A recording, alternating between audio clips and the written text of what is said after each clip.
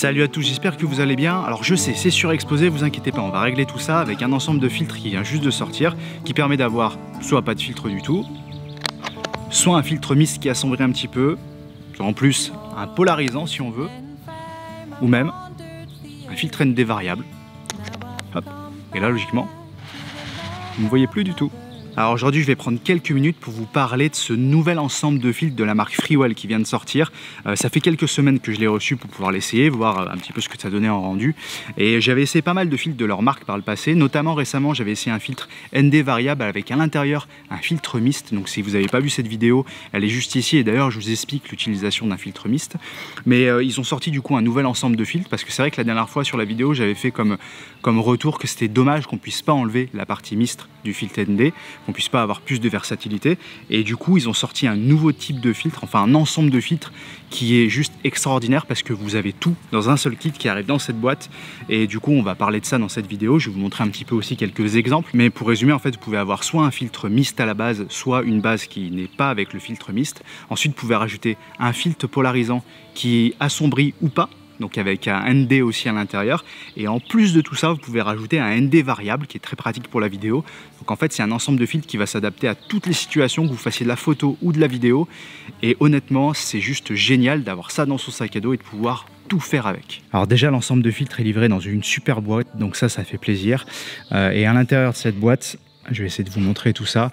Donc vous avez un rangement pour mettre plein de filtres. Donc là, vous pouvez mettre bien sûr tous les filtres qui sont livrés avec, mais vous pouvez même en mettre d'autres parce qu'il y a la place. L'ensemble complet, c'est ça. Donc si on met tous les filtres les uns sur les autres, ça donne ça. Sachant que je vais vous expliquer un petit peu ce qu'il y a dedans. Sachant que déjà, il y a la base en fait. Donc ça, c'est la base qui vient se mettre sur votre objectif, d'accord? Donc là, il y a un trou.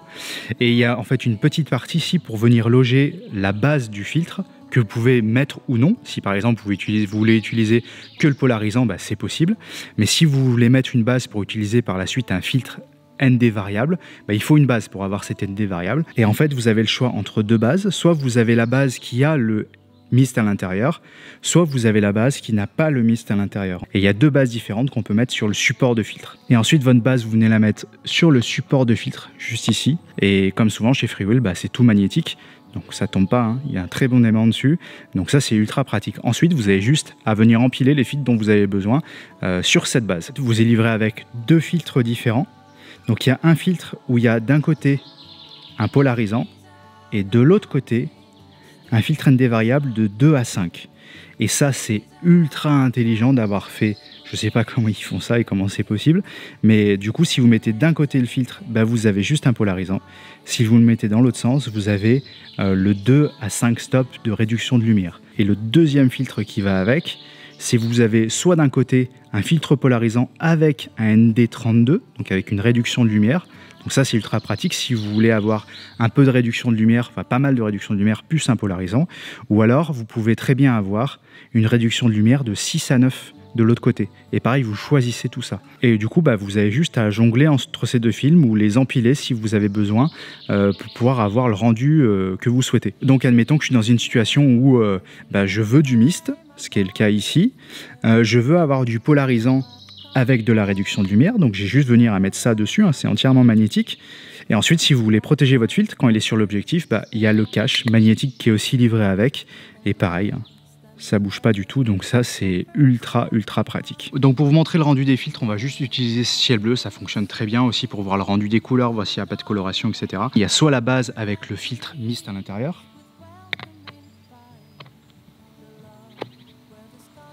qui assombrit un petit peu l'image parce que c'est la base du filtre ND, donc ça assombrit un petit peu. Donc il y a soit la version avec le mist, soit la base sans le mist. Donc pour le reste, je vais rester avec cette version sans le mist pour que vous puissiez voir le rendu des autres filtres qui sont intégrés. Ce qui fonctionne toujours super sur un ciel bleu, bien sûr, c'est de rajouter un filtre polarisant.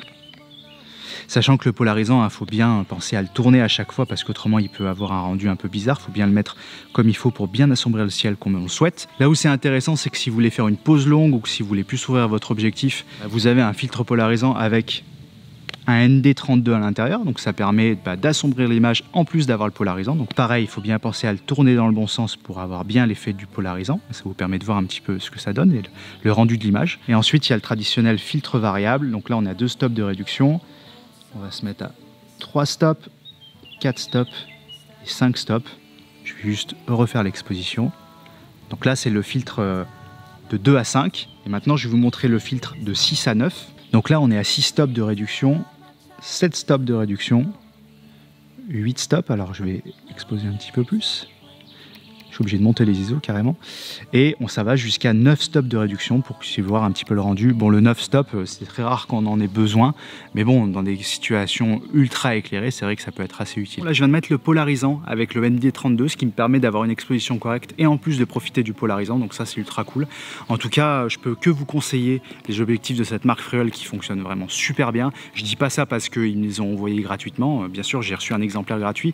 Mais c'est vraiment d'une très bonne qualité. Ils ont en général un très bon rapport qualité-prix. Donc si vous cherchez un ensemble de filtres un petit peu à tout faire, que ce soit aussi bien pour la photo ou la vidéo, je peux que vous conseiller cet ensemble-là qui est vraiment top, ultra versatile, on peut vraiment tout faire avec. Et ça, c'est juste génial. Alors le fait de pouvoir empiler des filtres les uns sur les autres, c'est pas nouveau. Il y a d'autres marques qui font ça, notamment la marque Lee Filter, mais c'est avec des filtres rectangulaires, avec un support. Et c'est assez pratique pour la photo, il n'y a pas de souci, mais pour la vidéo, c'est un peu plus compliqué. Et puis surtout, c'est des filtres qui sont quand même assez chers. J'ai pas parlé de la qualité de fabrication, mais comme d'habitude chez Fruel, c'est très bien fabriqué, c'est tout en métal. Et les aimants fonctionnent très bien, donc ça c'est très important parce que quand vous vous baladez avec votre appareil photo, vous voulez pas que les filtres tombent, donc ça c'est vraiment top aussi. Et puis de manière générale, pour ce qui est de l'image, j'ai pas remarqué de coloration particulière, peut-être une teinte un petit peu verte et un petit peu jaune, pas tout à fait neutre, mais c'est vraiment très léger. Et au pire, ça se corrige avec un seul curseur dans n'importe quel logiciel, donc c'est pas un gros problème. Et pour ce qui est du vignettage, comme vous pouvez le voir, il y en a pas particulièrement. Là, je suis actuellement sur un 24 mm et tous les exemples ont été faits sur un 24 mm. J'ai pas d'objectif plus grand angle, donc je peux pas vous montrer ça sur un 16 mm par exemple, mais personnellement j'ai pas remarqué de vignettage, donc ça reste des filtres de très bonne qualité. Voilà, j'en ai terminé pour aujourd'hui. Je vais continuer d'aller me balader dans la petite forêt là qui est vers chez moi, profiter de ce magnifique temps. En tout cas, je vous souhaite un bon été, je vous dis à très bientôt pour une prochaine vidéo. Salut!